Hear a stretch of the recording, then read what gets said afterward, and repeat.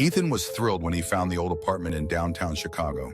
It was cheap, close to work, and had an old-world charm that he couldn't resist. The hardwood floors creaked with every step, and the tall windows let in just enough light to make the place feel cozy. But there was one thing Ethan didn't notice when he first moved in: the room.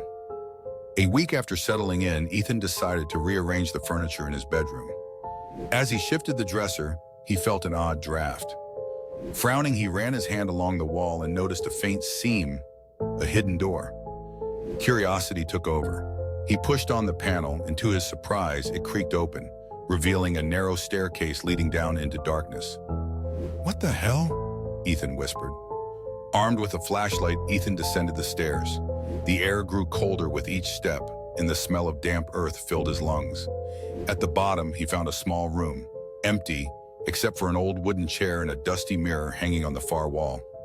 "Why would anyone seal this off?" he murmured, his breath visible in the freezing air.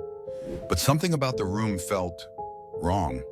He turned to leave, but as he did, a faint whisper echoed through the darkness. "Stay." Ethan froze. He spun around, but the room was empty. "Just my imagination," he muttered, climbing back up the stairs. He sealed the door and pushed the dresser back into place. But that night, the dreams began. Ethan woke at 3:13 a.m. to the sound of footsteps, slow, deliberate footsteps echoing from behind the wall. He sat up, heart pounding, and stared at the dresser. "Just a dream," he told himself. But the next night, the footsteps returned, closer.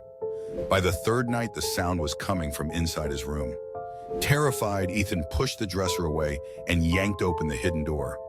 The air was ice cold, and the staircase seemed darker than before. But this time, the mirror, it wasn't empty. Ethan's reflection stared back at him, but it didn't move. Its eyes were wrong. "You shouldn't have opened it," the reflection whispered. Panic surged through Ethan as he slammed the door shut, but the damage was done. Ethan tried to ignore it. He avoided the room, refused to touch the dresser, and drowned out the noises with music. But things only got worse. Objects started moving. His keys would disappear, only to reappear inside the sealed room. The lights flickered at odd hours, and shadows danced across the walls even when the room was empty. And then the voices returned. "Let me out!" They echoed from the hidden room, louder each night. Ethan was losing his grip on reality. Desperate, he called his friend Marcus, who was skeptical but agreed to check it out. "It's probably just an old ventilation shaft or something," Marcus said. As soon as they opened the hidden door, Marcus's face paled. "Ethan, this isn't right." The mirror was no longer hanging on the wall. It was propped against the chair, facing the door.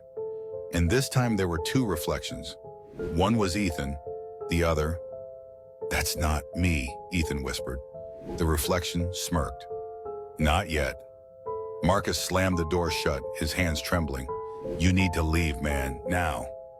Ethan packed a bag and left that night, crashing at Marcus's place. But no matter where he went, the feeling followed.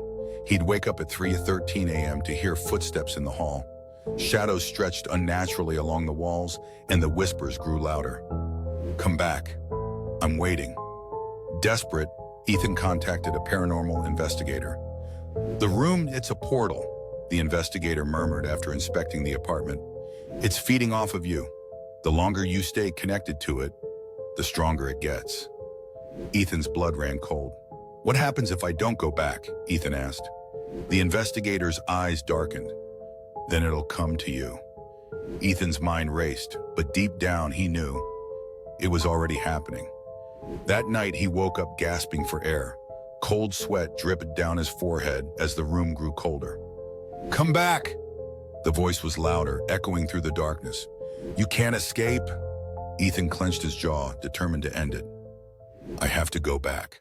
Ethan decided to return one last time, to destroy the mirror, seal the room for good, and end whatever was haunting him. But when he entered the apartment, the air was heavy, suffocating. He made his way to the hidden door, but it was already open. The mirror was waiting, and so was the thing inside.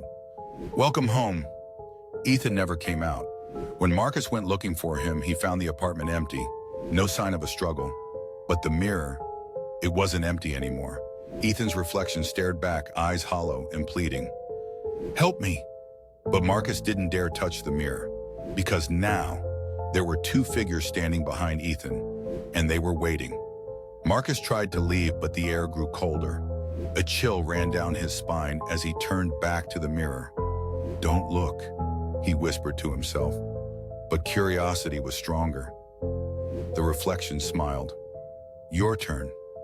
Marcus's heart pounded as he felt the pull, the same pull that had taken Ethan. The mirror trembled, and before Marcus could move, something grabbed his arm. "No!" he screamed, but his voice faded. When the apartment was finally cleared about weeks later, the mirror was gone. No one knows where it went. But if you hear whispers at night, the mirror is looking for someone new.